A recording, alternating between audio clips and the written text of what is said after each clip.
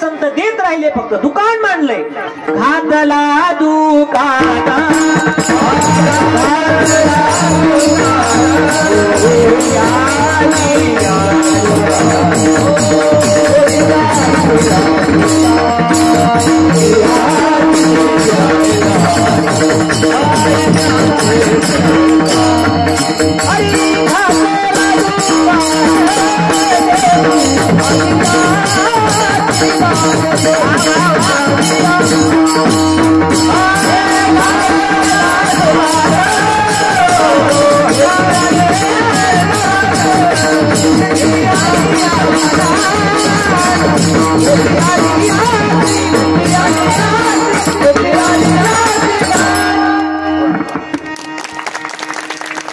तुम्ही जरा हळूच पावली खेळा बरं. स्टेज पक्क होते, पण दुसऱ्या तिसऱ्या दिवशी हे पहिलाच दिवस आहे आणि महिलांच्या ताब्यात सरकार पाडण्याचं लाडकी बहिणी म्हणजे काही सोपं काम आहे. हळूच जरा, म्हणजे स्टेज पडायची मला काय भीती वाटत, पण मी जर खाली चकलो तर नामा म्हणे देवा असती आणाव्या शोधून, अशी गंमत होती.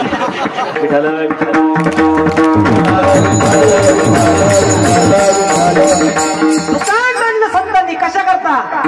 साखर शेंगदाणे विकण्याकरता नाही, देव विकण्याकरता. आणि तुकोबारायांनी याच दुकानात 3 प्रकारे तुम्हाला आम्हाला परमार्थ शिकवला. देव दुकान होतं तुकोबारायचं, सावकारकी होती. 3 अवस्थेमध्ये तुकाराम महाराजांनी परमार्थ शिकवला. लक्षपूर्वक ऐका, कान उंच करून ऐका. पहिली अवस्था तुकाराम महाराजांची प्रापंचिक अवस्था, संसारिक होते. संसारात मन अजून होतं महाराजांचं, कारण सावकारकी होती. सावकारकी म्हणली की देणं घेणं आलं. वडिलोपार्जित व्यवसाय होता, तो करावा लागला, पण परंपरा सुद्धा वडिलोपार्जित होती. माझ्या वडिलांची भजनही होतं आणि व्यवहारही होता. पहिली अवस्था प्रापंचिक अवस्था. दुसरी अवस्था तुकोबारायांची साधक अवस्था. नेमकंच नुकतंच परमार्थाच्या वाट्याला सगळं सोडून लागलेले, जाळूनी संसार, ही दुसरी अवस्था, म्हणजे दुष्काळानंतरची, वडील मेल्यानंतरची. आणि तिसरी तुकाराम महाराजांची अवस्था परिपक्व अवस्था, म्हणजे आता दुसऱ्याला उपदेश करण्याची गरज नाही. ज्या साधनाने गेले ते साधन सोडून द्यावं आणि परिपक्व होऊन मुक्त होऊन राहावं. काही गरज नाही आता, परत नकोच म्हणते. अशा अवस्थेत गेले तरीही महाराजांनी परमार्थ शिकवला. परिपक्व झाले तरी सुद्धा ज्या साधनाने 3 अवस्थेत परमार्थ केला ते साधन तुकोबारायांनी वैकुंठाला जातानाही सोडलं नाही. ते म्हणजे भगवंताचं विठ्ठल नाव. शिकवला परमार्थ 3 अवस्थेत. पहिली अवस्था प्रपंचात होते. मग तुम्हाला आम्हालाही प्रपंचात असताना कुणी महाराजांकडे गेलं, महाराज काय करावं, कसा परमार्थ करावा, घरातलं आडी अडचण चालू आहे, महाराज म्हणायची विठ्ठल विठ्ठल म्हणा, त्याच्यावर सोपून द्या म्हणले. तू बघून घे, पण एक काम करा बरं का, प्रपंचात राहून परमार्थ करत असताना स्वतःच्या वाट्याला आलेली जबाबदारी कधी सोडू नका. नाही तर लग्न करायचं आणि कामाच्या टायमाला म्हणायचं मी कीर्तनाला चाललो, ही गिन्नी कथा वापर आले भागा ते करीतो. महाराज म्हणले जे माझ्या वाट्याला आलं ना ते मी करणार, पण तुझं नाव कामामध्ये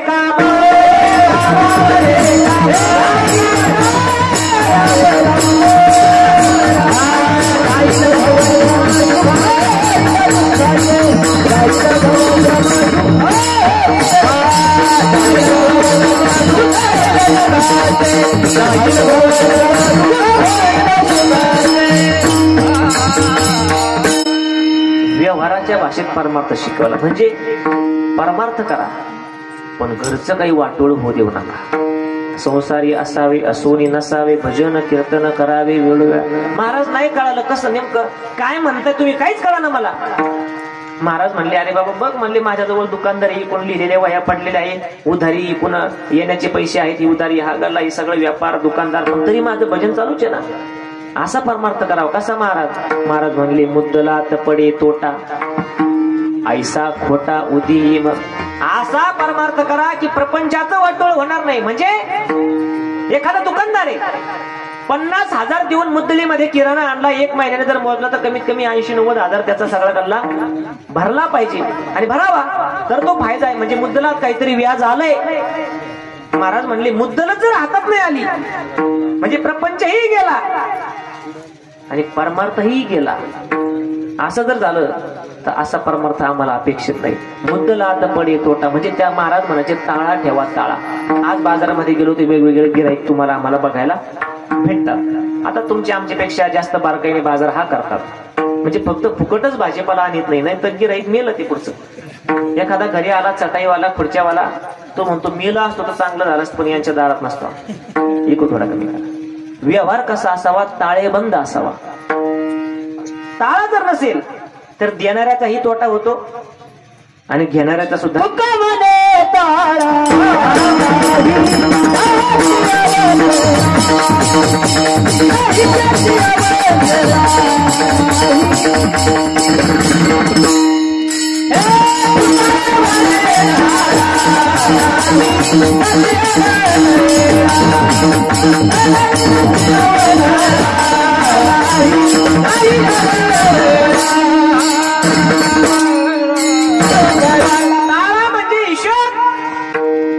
आणि हिशोब नसेल तर दुकानदाराचा तोटा आणि घेणाराचा तोटा. एक मुलगा भोळा होता माझ्यासारखा. हा सारखा त्याचे वडील वारले. आई म्हणले बाळा आजपासून सगळा घरचा व्यवहार तुझ्याकडे येणार बरं का, पण पैसे उडवायचे नाही, व्यवहार व्यवस्थित करायचा. म्हणजे आई एखादी वस्तू ज्या भावात सांगितले त्या भावात कधीच घ्यायची नाही. कधी ती आपल्याला फायद्यात कशी बसेल असं बघायचं.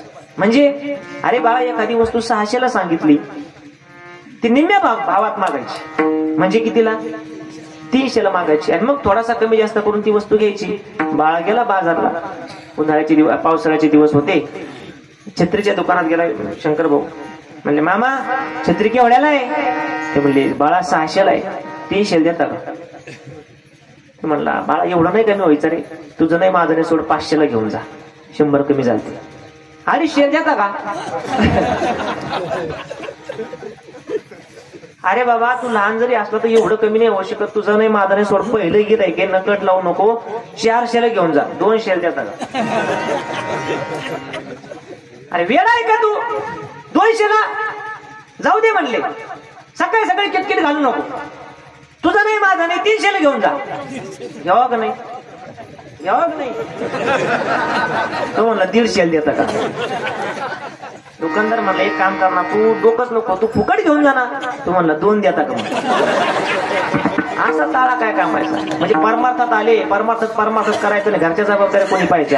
पहिल्यांदा तुकोबरायांनी व्यवहाराच्या भाषेत परमार्थ शिकवला. मुद्दला तपडे तोटा. बाबा हो घरचं वाटोळ हो देऊ नका मुलं बाळ बघा. कारण तुकाराम महाराजच तेव्हा जास्त प्रपंचात होते, पण कालांतराने दुसरी अवस्था येण्याची पूर्वी तुकोबरायांचे वडील वारले. बापा मेला न कळता नव्हती संसाराची चिंता, नव्हती संसाराची. दुष्काळ पडला लगेच.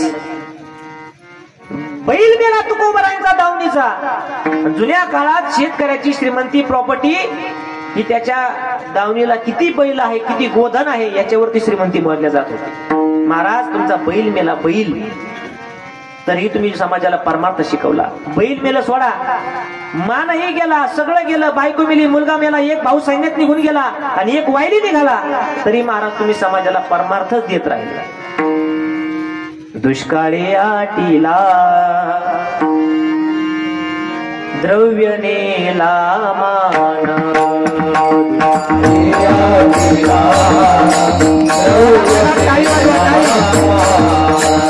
दुष्काळी आटीला द्रव्य नेला,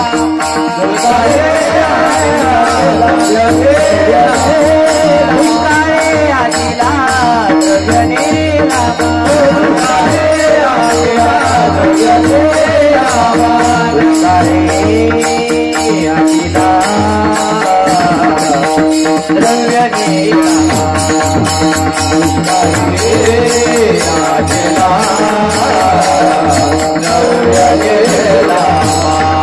श्री एक अन्न करिता मेली, करिता करिता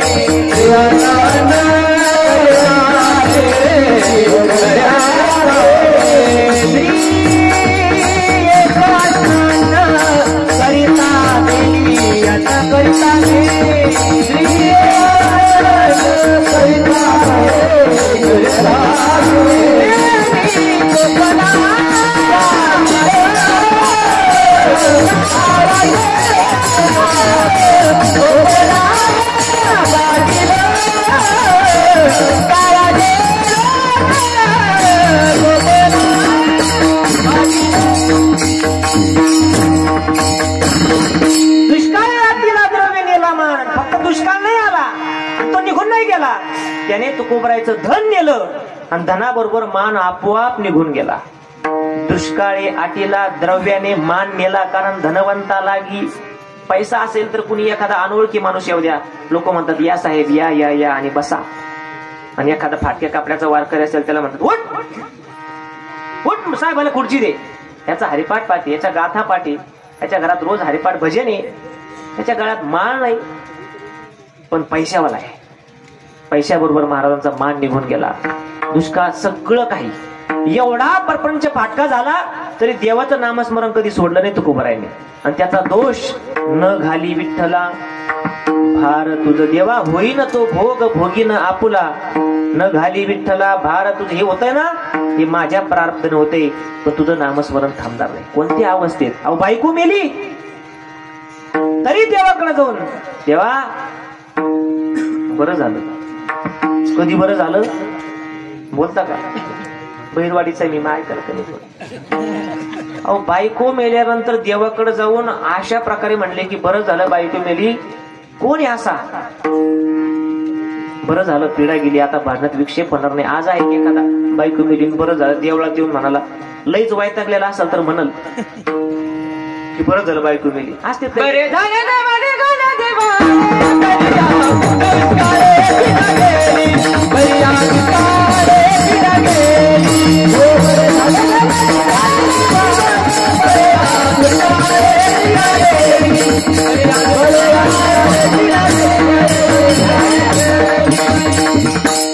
बायको मेल्यानंतर कोण बरं झालं? पण तरी महाराज म्हणतात बरं झालं. एखादा लई वाद्य गेला असेल, कंटाळलेला असेल, त्रासलेला असेल तर म्हणतो तो बरं झालं बायको मेली. पण म्हणू नये एकाची बायको मेली म्हणूनही मेली त्याला मी काय करू? मेली. त्याच्याकडे गेलो सांत्वन करण्याकरता. आता आमच्या महाराज मंडळींना कळेल मला काय म्हणायचं. सांत्वन करण्याकरता गेलो. जाऊ दे बाबा होत असतंय. मेली म्हणून काय झालं? जैसे जीर्ण वस्त्र सांडीजी. मग नूतन वेळी तो म्हणला का नाही बाहेर नाही. ते प्रवचन गंगेला सांगायचं म्हणले माझी बायको मेली तू म्हणतो आत्मा निघून गेला. ज्याची त्याची ज्याला त्याला प्रिय असते. एकाची मेली बायको, त्याने बायकोची प्रेत यात्रा काढली आणि प्रेत यात्रेपुढे कुत्र होतं वडाफोनचं, मोठ्या जाबड्याचं. वडाफोनचं नाही ते असं गाल लोंबलेलं राहते त्याची, मोठं जबड्याचं कुत्र सजवून चाललेलं होतं. कुत्र्याच्या पुढे बँड, कुत्र्याच्या अंगावर गुलाल फुला अक्षत, त्याला घुंगर माळा लावलेल्या आणि माग त्याच्या मेलेल्या बायकोची प्रेत यात्रा. राम नाम सत्य है, राम बोलो भाई, राम बोलो भाई, राम बोलो. प्रेत यात्रा चाललेली. बाहेर गावचा एक माणूस आला, त्याने हा प्रकार बघितला, त्याला काही कळलं नाही. त्याने त्या समोर गाडगं घेऊन जे होता राम भाऊ त्याला विचारलं, मामा हा काय प्रकार? आंधळा आहे याची बायको मिळून हा काय प्रकार? अहो ते कळालं, गाडगण हे कुत्र सजवून चालवलेलं पुढं बँड असं काय बघितलं नाही. अहो का असा प्रकार येतो. ही बायकोची प्रियत यात्रेनं ती याच्या मालकाला फार त्रास देत होती. मग हे कुत्र डसून ती मेली म्हणली. म्हणजे मग आनंदाच्या भरात तिची प्रेत यात्रा याची मिरवणूक काढली. म्हणली हे कुत्र डसून लगेच मेली. मग ते हळूच म्हणला तेवढं कुत्र भेटन का आपलं. असे शब्द ऐकले जेवढे दिवसभर सकाळपासून रडत होते ना माग.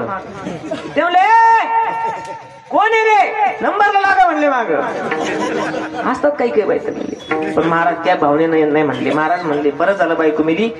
बायको बरोबर संभाषण होणार नाही, मला विचारणार नाही महाराज भांडायला चालले का कुठं चालले का. भजनी भिक्षे पतीची पै मरण या अवस्थेत सुद्धा संतांनी तुमच्या आमच्या दारात पारमार्थ आणला. एवढा फाटका प्रपंच. आम्ही सदैव सोडकी जवळ येतात चोर दाखी. ज्यांची आज कोट्यावधीची मंदिरं होतात, गाथा मंदिर जाऊन बघा. ज्यांनी लिहिलेल्या अभंगा करता कोट्यावधीचा अब्जापर्यंत खर्च गेला असेल. एवढा खर्च आहे त्या मंदिराकरता, पण त्यांना राहण्याकरता साधं घरही नव्हतं. चोरही यायला घाबरायचे का आपलेच कपडे त्यांना काढून द्यावे लागतील. बायकोनी म्हणावं आमचा प्रपंच चांगला नाही, आईसाहेब म्हणायच्या माझ्या मायबापाने चांगलं नाही केलं. महाराजांबरोबर लग्न केलं. माझ्या बहिणी मोठमोठ्या घरात दिल्या. माझ्या चौघी बहिणी नांदती सुखाने, माझी कर्मलेखा कैसी देवा माझी कर्मलेखा. तुकोबाची कांता सांगे लोकापाशी जातो पंढरीशी स्वामी माझा जातो पंढरी. काय म्हणावं यांचा प्रपंच म्हणले. अहो प्रपंचाचा भागच पण परमार्थ तरी काय म्हणले. यांच्याकडे टाळ आहे का भजन करायला. ते विठ्ठलाच्या नावाने भजन करतात. आपल्याला आज काशाचे टाळे चांदीचा विना आहे. देवगडल्या चांदीचा विना चांदीचा पखवा दे. तुकोबऱ्यांना टाळ नव्हता. दगडांचे टाळ कोण त्यांचा नाद किती गाता छंद ताल नाही. आज एखादं इलेक्शन लागलं आमदार खासदार येतात. काय पाहिजे तुम्हाला. भजनी मंडळ बोला. ते म्हणले टाळ द्या. हे घ्या 24 टाळ. ते म्हणले भजनी 12ची राहू द्या. हीच गंमत आहे प्रत्येक गावात आहे. भजनी मंडळ खुश करायचं. अजून म्हणले मृदंग पाहिजे. म्हणजे ते काय असतं म्हणे पखवाज डुमक डुमक 2 पखवाज घेऊन जा. बर अजून पेटी 2 पेट्या घेऊन जा. म्हणले अजून म्हणले बिना 2 बिने घेऊन जा. नाही म्हणले बिनेकर एकच असतो. राहू द्या बांधणं बिन्न झाले तर फुटला बिटला येणार राहू द्या म्हणले. पण महाराजांना कोणत्या अवस्थेत फुटकाची विना तुटक्याच तारा खाली येर झारा पंढरीच्या खाली येर झारा. पण घराकडे न बघता अभंग लिहित राहिले. देवाचं नामस्मरण लोकांना शिकवत राहिले. ज्यांच्या दरबारात तुम्ही आपण बसलोय स्वानंद सुखनेवशी श्री समर्थ सद्गुरू किसनगिरी बाबा. आज देवगडला जातो. घर वाटतं आपल्याला ते आपलं घर आहे. हा आपला सगळा परिसर दंडकारण्याचा परिसर आहे बरं का. इथे प्रभू रामचंद्रांचा प्रवास झाला. ज्या भूमीत सद्गुरू किसनगिरी बाबांनी जन्म घेतला ती भूमी कितीतरी दिवसाची वाट पाहत होती की कुणीतरी महात्मा या भूमीत या अंदमान निकोबार बेटात जन्माला यावा. आले बाबा जन्माला. भिल्ल कुळा माझी शबरी कुळा माझी शबरी कुळा माझी अवतरे ब्रह्मा किसनगिरी नाम घेऊनिया. अवतारिक महात्मा आहे. पण तुम्हाला आम्हाला परमार्थ मिळावा देवाचं नाव तुमच्या आमच्या दारात यावं मुखातून यावं याच्याकरता भिल्ल कुळात शबरी कुळात जन्म घेतला. लहानपणापासूनच बाबांना भजन भक्तीची आवड. भावाबरोबर मासे मत्स्यमारी करता जावं लागायचं. पण त्यांना माहित होतं आपला अवतार मासे धरायला नाही. आपला अवतार मासे धरायला नाही. आपला अवतार जगाच्या कल्याणाकरता आहे. धरलेले मासे बाबांनी पाण्यात सोडून द्यावे. भाऊ बोल कुणाला कुणाला सद्गुरू किसनगिरी बाबांना. मोठे भाऊ त्यांचं नाव दशरथ. काय करतो किसना. का सोडतो मासे. म्हटले त्यांचं शरीर जरी वेगळं असलं तर त्यांच्यातलं आपल्यातला आत्मा एक आहे. आणि जीवना वेगळी मासोळी तैसा तुका तळमळी. मानवता आहे तेच मीन देही तेच मासे ते. आणि त्यांना खाऊन पोट भरणं हे पटत नाही. दादाला वाटलं लहाने जाऊ द्या. घरी गेल्यानंतर आईला कळलं. आईसाहेब राईबाई मातांना बोलल्या बाबाला का रे मासे खायचे नाही मग तू काय संदेशाचे पोट होणार आहे.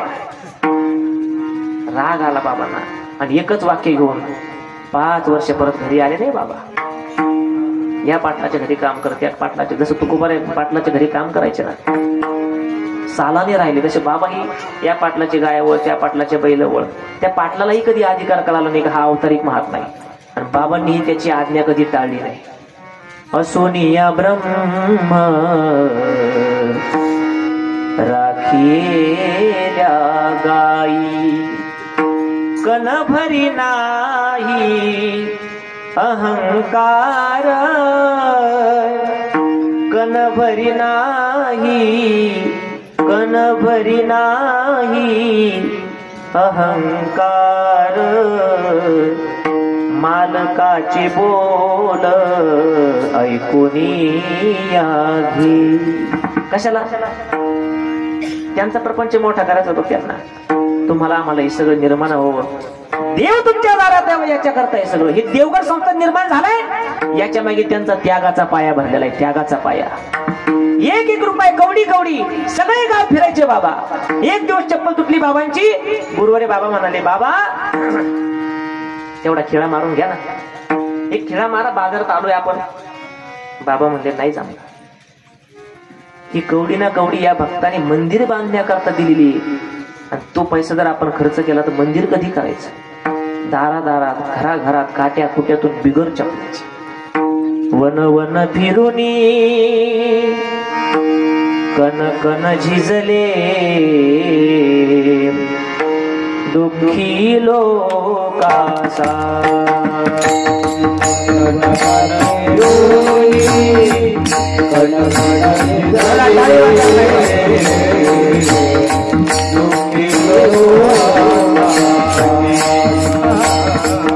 कधी या गावी कधी त्या गावी आपुल्या भक्ताचा. कधी या गावी कधी आपुल्या भक्तासाठी धन्य झालो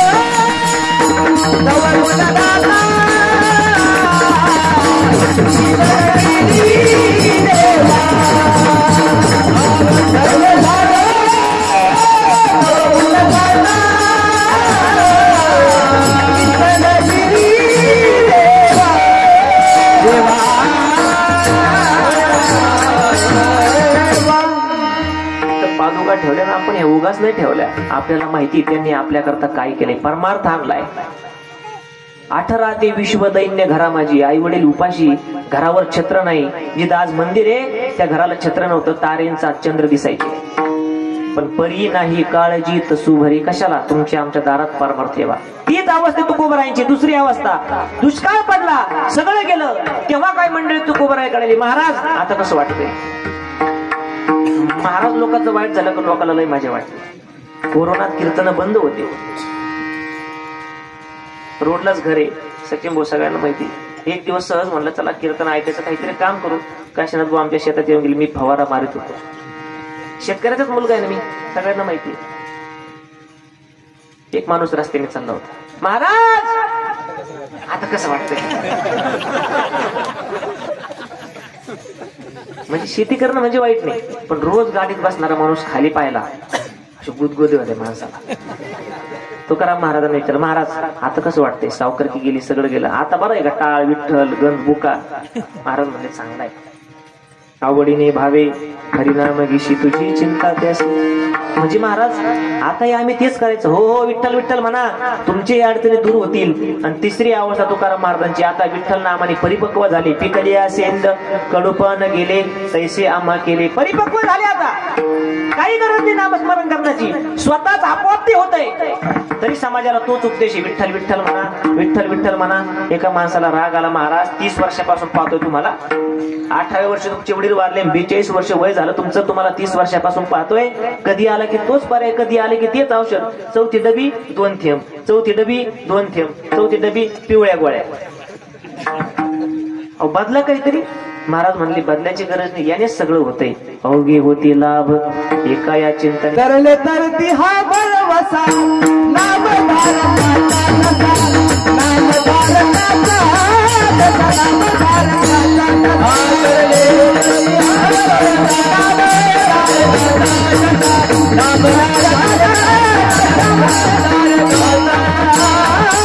नाही, फक्त विठ्ठल विठ्ठल म्हणा म्हणजे सगळं होईल. हो सगळं होईल. म्हणजे नेमकं काय होईल. महाराज म्हणले काय होणार नाही. अभंगाचं पहिलं चरण, काय नो हे गेले, काय नो हे गेले, काय नो हे गेले.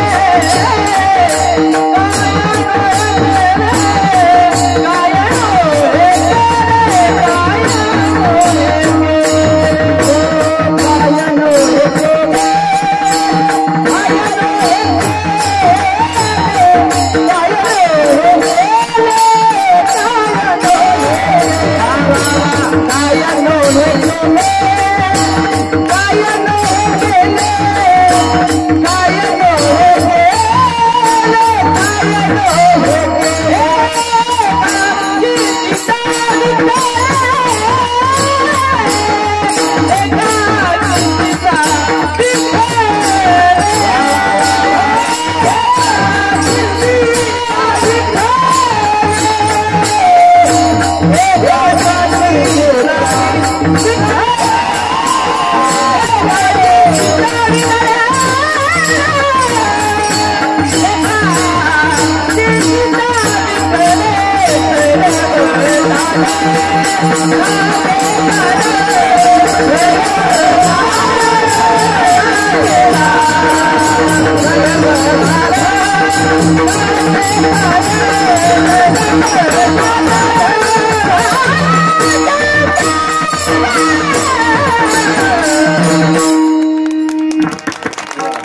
काय वाजत सगळ्या महाराज शुद्ध विजयापोटी इकडून गाण संभाळा, इकडून गाण कोकिळा. इतकं उंच आवाज, नक्की तू कोकिळा खाल्लेली असेल मागच्या जन्मी बरं का, या जन्मी वारकरी आपण.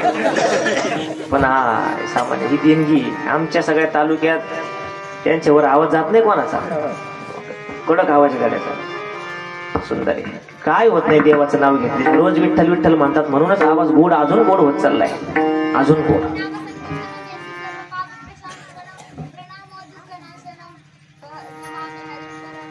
वा वा, टाळी वाजवायची.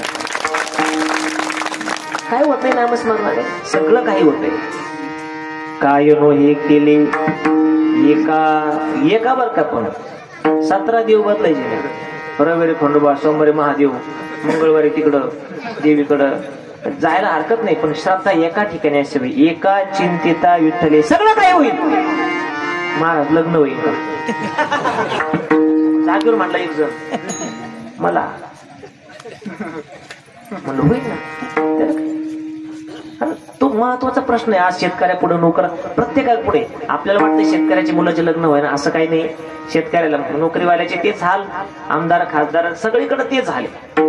फक्त काय मध्यस्थी धोरणात असला तर लवकर लग्न होते. देवाच्या नामस्मरणाने महत्वाचा प्रश्न आहे तो लग्नाचा. जुन्या काळात म्हणावं लागायचं थोडं इको कमी करा, बाहेरचा आवाज द्या. मुलावाल्यांचे दिवस होते, मुलावाल्यांना डिमांड होते. आता मुलीवाल्यांना डिमांड आहे. जेवढा भाव कांद्याला नाही तेवढा मुलीवाल्याला डिमांड. जुन्या काळात मुलावाले यायचे आणि मुलीवाले म्हणायचे, पाटील गरीबाची मुलगी पदरात घ्या, पदरात घ्या. पाटील म्हणायचे, बघू थांबा, आमचा मुलगा शेती शिकतोय अजून, बघू थांबा नंतर. आता म्हणावं लागतं मुलावाल्यांना, म्हणावं लागतं बळच मुलीवाल्यांना, राम भाऊ आमचा मुलगा पदरात घ्याव. आता तो 36चा झाला, ते पोत्यात बसंत पेंडीच्या. पण कसा पदरात घ्यायचा. पण नाराज होऊ नका, हे सुद्धा दिवस बदलणार बरं का. याच्यात तुमचा आमचा दोष नाही, काही नाही. ही प्रकृती आहे, याला काळ म्हणतात. आणि काळाला एक गोष्ट जास्त दिवस चालत नाही. मुलावाल्याला डिमांड होतं, म्हणले मुलीवाल्याला संधी देऊन पो. हे जरा जास्तच होत चालले वातावरण. आता परत मुलावाल्याची, शेतकऱ्याचे, काम करणाऱ्याचे, जीसीबी ड्रायव्हर, शेती, दूध गाय व्यवसाय, हे सगळ्याचे दिवस येणार. कारण मुलीची संख्या कमी नाही, पण कोणाच्या घरात घालावी असा मुलगा भेटत नाही. हे दिवस येणार, कारण परिवर्तनीय संसार का नियम आहे. विठाल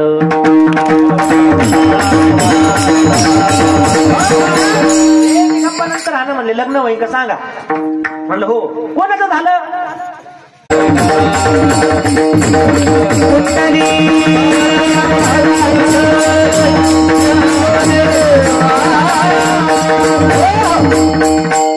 लग्न होईल का. हो झालं. कुणाचं. देवाच्या नावामुळे. म्हणलं नामदेव महाराजांचं. भक्त शिरोमणी नामदेव महाराज. बेदर नगरीचा बादशाह, त्याच्या गावातल्या मुलीचं स्थळ आलं. तिकडचा माणूस पार्टी मोठी होती, 700 गावची जी आगरी होती त्याला. आणि इकडे बघितलं तर नामदेव महाराज म्हणजे टेलर व्यवसाय, शिंपियाचा नामा. म्हणजे लग्न तर जमलं पाहिजे, मध्यस्थी कुणी करावी. दामा शेट्टींनी पांडुरंगाच्या देवळात जाऊन मस्त त्या ठिकाणी टेकलं. देवा लहानपणापासून तूच सांभाळे, आता हे तूच बघून घे. काय येणो हे केले एका चिंतिता विठ्ठले. जगाच्या मालकाने नोकराचं रूप घेतलं, काठवडी घोड्यावर बसला आणि अशी काही शृंगार, असा काही सजावट केला. कारण लग्न जमायला जायचं होतं ना. पायी विजार अंग रखा, वर मोत्याचा तुरा पागोट्याला, जोडा रत्नाचा शोभे त्याला, हाती सुवर्णाची काठी. कशाला. घोडा आणायला. सोन्याची काठी, गळ्यामध्ये घंटी, हिऱ्याची अंगठी बोटाला, झालर मोत्याची घुंगडीला. गुमासा झाला बेदर नगरीला, होता एक सावकार पेठेला, नाव बाबरो शेठ. कारकून 7 हिशोब लिहायला 7 जण होते. हे सगळं बाजूला केलं तरी 700 गावची जी आगिरी त्याला.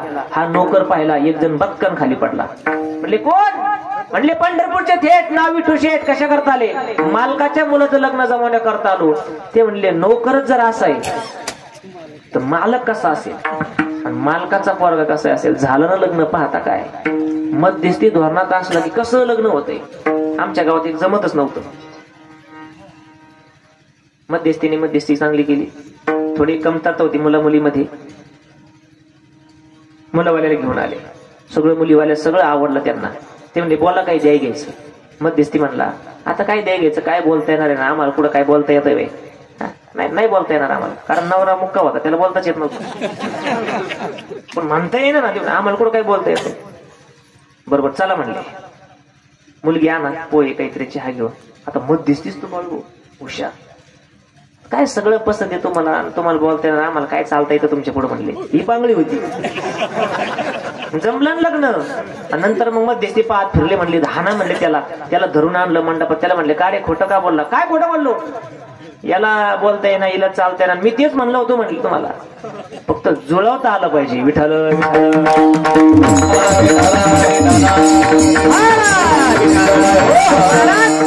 हे सोडा. पण भवसिंधूचं जर संकट असेल, जन्म मृत्यूचं संकट असेल, तर हे देवाचं नाव पार करणार का.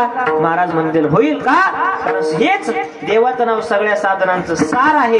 अभंगाचं दुसरं चरण. सर्व साधनाचे सार,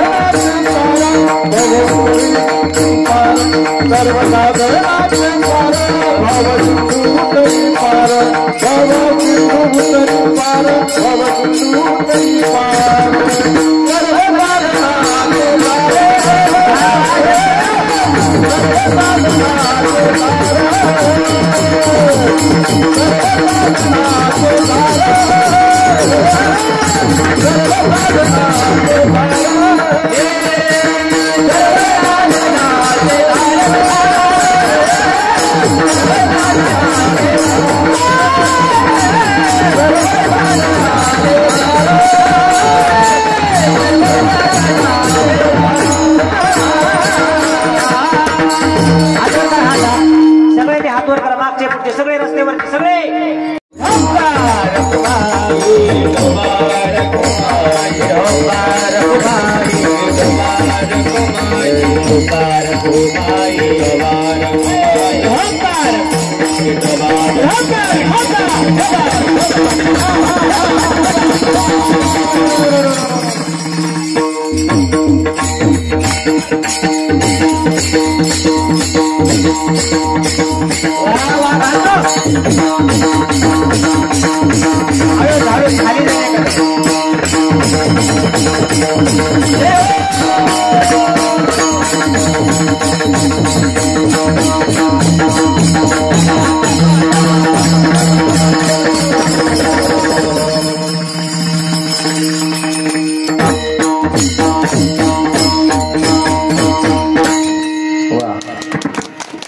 विठ्ठले सर्व साधनांचे सार, भवसिंधू उतरी पार. म्हणजे जन्म मृत्यूच्या दारातून माग आणणार किंवा डायरेक्ट तारून येणार हे देवाचं नाव आहे. कितीतरी वेळा काही माणसं, एखादी एसटीचा अपघात झाला, 40-50 माणसं जागेवर मेले, एक वाचलाय बाबा एक. त्याला विचारलं का रे बाबा तू कस करायला, तो आपलं काहीतरी शिल्लक होत. म्हणजे पुण्य देवाचं नाव आहे. काही ती भीती वाटली तर हनुमान चालीसा म्हणतात. म्हणून सर्व साधनांचे सार, भवसिंधू तरी पार. राजा नाही बोलला कस काय होतोय. मी खाली पाहत नाही, तुम्ही काही अरे मी हातात इथं बऱ्याच वेळचा ठेवलाय तो होतंय. आता नेहमीच येत खाली वाकलं की माझं कंबर सुटतंय, कारण ते बारीक आहे ना. कीर्तनकार जरा वजनदार, दाढी बॉडी गाडी सगळं पाहिजे. त्या मुलाला म्हटलं बाबा विठ्ठल विठ्ठल झालं का असं बरोबर खडा वरती ठेवायचा. तो बरोबर ठेवायचं, लक्ष हुशार असतो. थोड्या वेळाने बघितलं तो ओला होतोय. म्हटलं पाणी सांडलं नाही, काय नाही. दुसरा घेतला परत, तोही ओलाच आला. चांगलं लक्ष देऊन पाहिलं ते काट चगळून चगळून वर ठेवत. जीव देईन म्हणलं, पण परत लहान मुलाच्या हातचा गुळ नाही खायचा. फक्त घसा ओला हो म्हणून असतं. विठाल विठाल. महाराज कोण आले जन्म मृत्यूच्या दारातून माग आणि कुणाला तारून नेलंय? हजारो तारून नेले. तरले तरती हा भरवसा, नामधारकांचा ठसा. मृत्यूच्या दारातून कोण माग आलं? महाराजांनी एक उदाहरण सांगितलं 400 वर्षापूर्वीच, महाराजांच्या आधी. म्हणले आई साहेब जनाई लहानपणापासून देवाचे भक्त. लहानपणी वडिलांनी पंढरपूरमध्ये सोडलं. नामदेवरायांना सांगितलं आमची मुलगी सांभाळत, तिला भजन पूजनाची आवड आहे. नामदेव महाराजांच्या घरात राहायचे. परक्याचं घर फुकट खाऊ नये, गावाचं भावाचं आणि देवाचं फुकटचं खाऊ नये, पचत नाही ते. मग काम घेतलं मागून, मला काहीतरी काम द्या, मला फुकट खायला चांगलं वाटणार. 5 वर्षाची छोटी मुलगी हो. म्हणजे तू दळणाचं काम कर जात्यावर. रोज पहाटे उठायचं, जात्यावर दळण दळायचं. मग ज्या पांडुरंगा करता थांबलोय त्याचं भजन करायचं. सुंदर माझे जाते फिरते बहुतुके, ओव्या गावो कौतुके, तोय रे बा विठ्ठला जीव शिव दोन्ही म्हणते. 12 वर्ष भजन. पण जगाच्या मालकाला दया नाही आली. का? पुंडलिक रायाला शब्द दिला होता विटेवरून खाली उतरणार नाही. पण कालांतरानं भजन एवढं गोड होत गेलं, एवढं गोड. कारण महिलांना विशेषतः जन्मतःच गाण्याचा गुण असतो. भारतरत्न गाणं कोकिळा कोणाला म्हणतात? लता मंगेशकर. जन्मतःच गाण्याचा गुण असतो. काही ना खाण्याचा गुण असतो. भजे काढता काढता एखादं ताट आधीच खाते. तिथं नाही सांगत मी, हे आमच्या घरचं आहे. एवढं गोड भजन नंतर चालू झालं.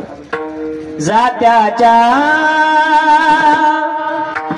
मुखी घाली ते ग मोत्याची दानी, तुझ्या कृपेने मला विठ्ठला नाही काही उनी, सावळ्या नाही काही, सावळ्या नाही काही. हरी भजन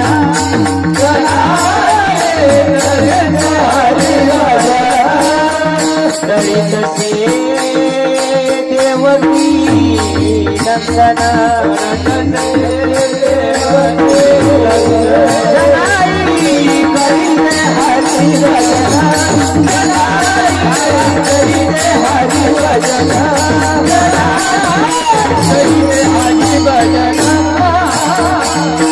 काय गोड भजन चालू झालं. जगाच्या मालकाला भजनाच्या नादात वीट कधी सोडली काही कळत नाही. नामदेव महाराजांच्या घरात एक हात देवाने लावा, एक जणाने रोज पहाटे पहाटे भजन ऐकायला काम करू लागला. एक दिवस काय झालं, भजनाच्या नादात वेळ कळा देणे 9 वाजले म्हणून मस्त उभं राहिले ते. पण आता काय 15 मिनिटं उशीर झालं, 5 मिनिटं वर घेतो मी. ओव्हर टाइम नका देऊ, परंपरेतून आलो त्याच्यामुळे ओव्हर टाइमचा काही विषय नाही. देवाला वेळ कळली नाही की उशीर झाला आपल्याला विटेवर जायला. ब्राह्मण मंडळी दारावर येऊन थांबले अभिषेक घालण्याकरता. काकडावाल्याचा दणकून काकडा चालू आहे. उठा पांडुरंगा प्रभात समयो पातला, समयो पातला,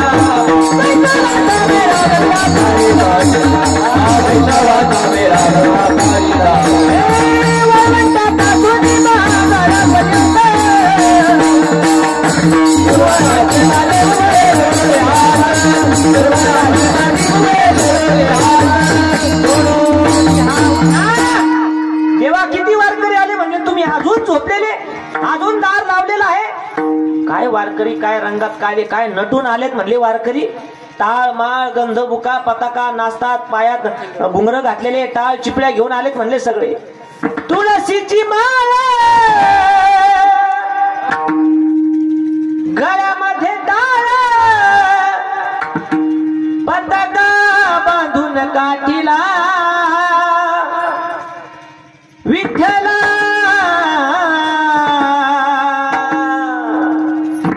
हे गा वारकरी आलाय भेटीला, वारकरी आलाय विठ्ठला, वारकरी आलाय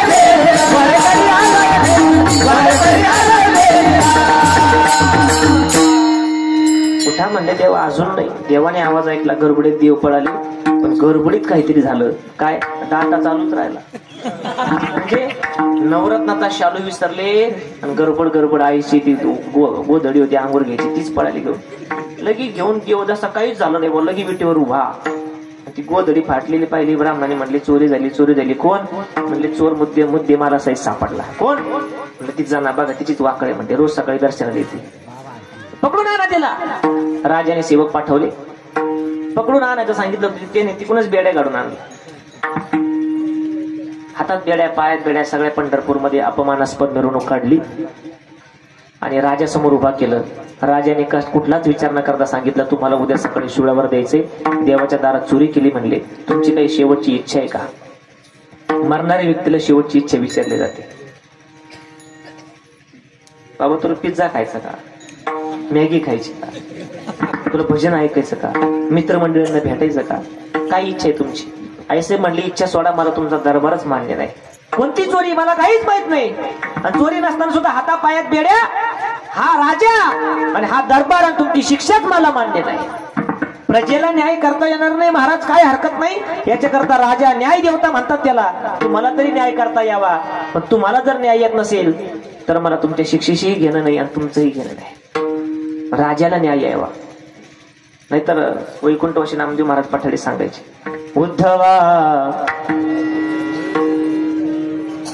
अजब तुझे सरकार, लहरी राजा प्रजा आंधळी, अधांतरी दरबार. लहरी राजा, लहरी म्हणजे कसा? मनाला वाटत तसं वागणार. थोडक्यात आपल्या भाषेत यंत्रा. काय झालं? एका शेतकऱ्याच्या घरी चोरी झाली. चोराच्या पायावर भिंत पडली, ते शेतकऱ्याचे पाय मोडला, चोरीचा व्यवसाय बंद पडला. तो म्हणला आपल्या मुलाबाळाचं कसं? त्यांनी केस केली राजाच्या दारात. कुणी? चोराने.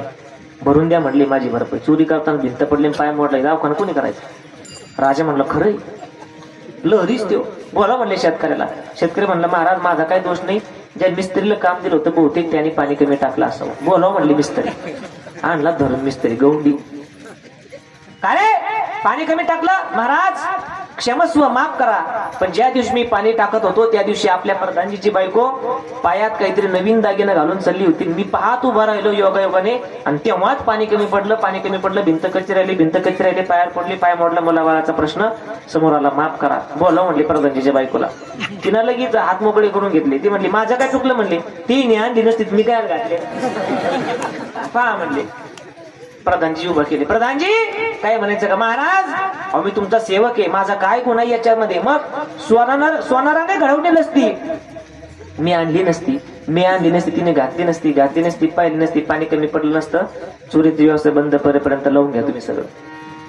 मग बोला म्हणले सोनार बोलवला. सोनाराला काहीच उत्तर नव्हतं, त्याचा व्यवसाय होता. सोनाराला फाशीची शिक्षा मान्य झाली. दुसऱ्या दिवशी फिक्स झाली. सकाळी 7 वाजता दौंडी पेटवली गेली. आज सोनाराला फाशी दिल्या जाणार. सगळं राज्य जमा झालंय. फाशी देणार एवढ्यात तो फास गळ्यात टाकला. झालं काय? सोनाराचा गळा, नळी फुंकिली सोनारे, फुंकून गळा त्याचा बारीक झाला होता बक्काच्या गळ्यावर. सेवक म्हणला हुजूर चहापणा, हा फास का याच्या गळ्याला येईना, मग फाशी रद्द करावी लागेल. ते म्हणले असं कसं? आपल्या दारातला न्याय तो फाशी. एवढे सगळे लोक जमले की जर कोणाला फाशी दिली नाही तर हे कसं व्हायचं? मग जा म्हणले गोगडगाव मध्ये लोकसंख्या काय कमी आहे का? जा म्हणले राज्यात, ज्याच्या गळ्याला हा फास बसन त्याला फाशीला घेऊन. राजा कसा न्याय भेटायचा? आज सगळं शेतकऱ्याचं आहे, पण आपल्या पिकाचा भाव आपल्याला नाही ठरवतात. वरती बसलं नाही त्यांना न्याय देवता म्हणतात. पण आंधळी झाली. राज्यात गेले, सप्ताह चालू होता, व्यासपीठ चालक आलेली होती गावात. म्हणजे त्या राज्यात साधू आलेली होती. थोडक्यात आजच्या भाषेत साधू आलेली होती. हे सेवक तिथे गेले. महाराज एवढी दोरी तुमच्या गळ्याला लावून पहा. त्यांना वाटलं कपड्याचं माप घेत असतील, काल्याच्या आदल्या दिवशी दुसरं काय करायचं. त्यांनी लावून पाहिली, साधूच्या गळ्याला फास बसला. साधू उचलला आणला. म्हणजे तुम्हाला फाशीवर द्यायचे. साधूने डोळे झाकले, गुरुचं स्मरण केलं आणि सामर्थ्य शक्तीने सगळं समजून घेतलं. काय प्रकार? म्हणले आपण तर फाशीवर जाणार, पण मेलो तर आपण आपल्या गुरुचे चिरे नाही शंकर भाऊ. मग त्याने मोठ्याने आवाज केला, महाराज धन्य आहे मी आणि धन्य आहे माझी माता माझे पिता की माझं जीवन तुमच्या पुढे संपतंय, तुमच्या पुढे मला मरण येतंय. फक्त महाराज एक विनंती आहे, माझी शेवटची इच्छा आहे. काय इच्छा आहे बाबा? म्हणजे मरण देत असताना लगेच द्या आणि ती काळी पिशवी माझ्या डोक्यात घालू नका, लगेच मला फाशी द्या. राजा म्हणला सगळे म्हणत होते फाशी देऊ नका, फाशी देऊ नका. हा येडा दिसतो का काय नेमकं? अरे बाबा तुला फाशी होणार आहे, पण हा काय प्रकार, मला फाशी द्या मला फाशी द्या असं कोणीच म्हणलं नाही. तो म्हणला महाराज आता शुभ मुहूर्त आहे, या शुभ मुहूर्तावरती आपल्या नगरीत जर कोणी फासावर गेलं तर तो त्या पुण्याईने पुढच्या जन्मी या नगराचा राजा होतो, या गादीवर बसतोय. राजा म्हणला भामट्या, माझ्या गावात मधुकरी मागतो आणि माझ्या गादीवर डोळ्यात होतो. राजा म्हणला ए साधूला फाशी द्यायची नाही. महाराज मग कुणाला द्यायची? म्हणजे मला द्या. मला म्हणजे मला नाही त्याला. राजा फासावर गेला. लहरी राजा आईसाहेब म्हणले मला तुमचा दरबार मान्य नाही, तरीही नामस्मरणाची ताकद आहे का? काय हे केले का चित्तेता विठ्ठले, शेवटची इच्छा आहे. ज्या काळ्या विठ्ठ्यामुळे माझ्यावर चोरीचा आळ आला ना, एकदा शेवटचं पाहायचंय, त्याचं दर्शन घ्यायचंय. जवळ गेल्या दर्शन सोडा, पदर कमराला खोसला, एका दमात सगळ्या शिव्या देऊन टाकल्या. अरे अरे विद्यामुळे मायेच्या कारण्या, झाली सती सावित्री तुला द्यावी, गेले म्हणे तुला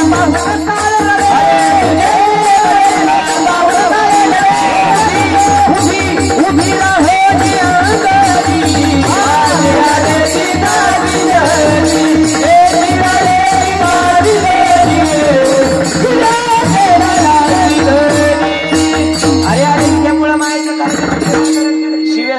त्या ठाईत सारीत कशाच जमत नाही, ते जलद धुमळीत घ्यावे लागतात. देवाला घाम फुटला थर थर थर थर थर थर. देव जाना काय झालं काय झालं, आंधळा एक तुला बेणे दिसत नाही माझ्या हातात.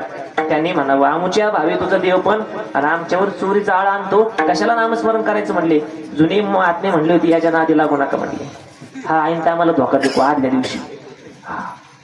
कोणतं बटन दाबून कळूनच देत नाही म्हणजे, याच्या नादी लागू नका म्हणले. हा भक्ताची परीक्षाच घेतो. जाना तुझी परीक्षा नाही घेणार का, तू माझ्या दारात राहिली नेहमी माझं नामस्मरण करत होते, सुळावर देणार ना, जा म्हणले सुळावर, मी बाकीचं बघून घेईल. नामस्मरण करत करत पाणवलेल्या डोळ्यांनी कड्याच्या त्या वाजणाऱ्या कड्याच्या स्वरामध्ये आईसाहेबांनी भजन चालू केलं. सुळाकडे चालल्यात. रंग रंग पांडुरंग रंग विठ्ठला, पांडुरंग विठ्ठला, रंग रंग पांडुरंग रंग विठ्ठला, पांडुरंग विठ्ठला, पांडुरंग विठ्ठला, रंग विठ्ठला, बोला पांडुरंग विठ्ठला, रंग विठ्ठला, हे रंग विठ्ठला, पांडुरंग विठ्ठला, हे रंग विठ्ठला,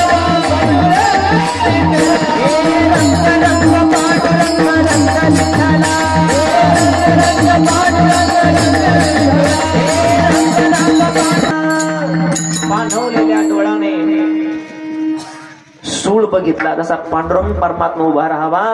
डोळे उघडले, नामस्मरणाची ताकद आहे का, एका क्षणामध्ये त्या सुळाचं पाणी झालं. जनीने तो शूळ पाहिला नयनी, अकस्मात पाणी झाले त्याचे. कशाची ताकद आहे महाराज? महाराज म्हणले काय नोहे केले एका चिंतिता विठ्ठले, ज्ञानेश्वरा मावले नारायण माऊली, ज्ञानेश्वर मावले नारायण माऊली, ज्ञानेश्वर माऊली नारायण माऊली, ज्ञानेश्वर माऊली नारायण माऊली. श्री समर्थ सद्गुरु सनगिरी महाराज,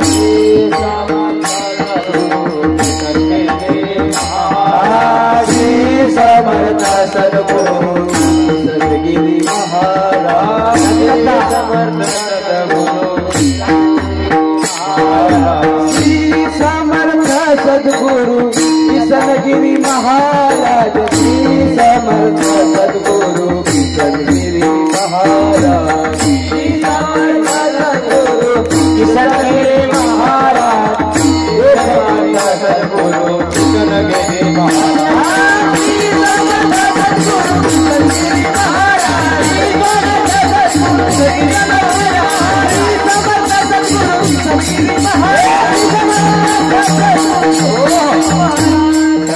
साधनांचे सार भव सिंधू तली पार योग याग तपे सगळं होतंय नामस्मरणानं केली तया न्यामपे तुका म्हणे जपा जप करायला सांगितलंय मंत्र त्रिअक्षरी सोपा संतांनी फार अवघडत नाही नेऊन घातला आपल्याला हा पाय इकडे करा तो पाय तिकडे करा डोळे बंद करा कानातून बोट घाला नाही असं नाही सांगितलं सोप रामकृष्ण हरी विठ्ठल केशव कोणताही घ्या मंत्र हा जपावा सोपा सांगितलं आज तर एवढा सोपा सांगितला की मंत्र त्रिअक्षरी असं सांगितलं यन्न स्फिडत पार बना अमृत करे सिंधुपमहा हे म्हणता पण येत नाही एका मित्राला म्हणलं म्हण बाबा यन्न स्फिडत पार बना अमृत करे सिंधुपमहा ते म्हणलं यन्न स्फिडत अण्णा कडप्पा घेऊन आला पहा कशाला अवघड कोणी करत नाही सुलभ बहुता गोड वाटे अवघड कोणी न करी सांगता महाराज म्हणले सोपे हा मंत्र जपा म्हणले मंत्र त्रिअक्षरी सोपा सर्व साधनांचे सार भव सिंधू तरी पार यथामती आता अवकाश या घोगर गावामध्ये गंगेच्या काठावरती सेवा करण्याचा दुसऱ्यांदा तिसऱ्यांदा योग येतोय स्वानंद सुखनिवासी समर्थ सद्गुरू किसंगरी बाबांच्या आशीर्वादाने हे गाव आणि देवगडची कुठलीही सेवा असली आपलं सगळं तरुण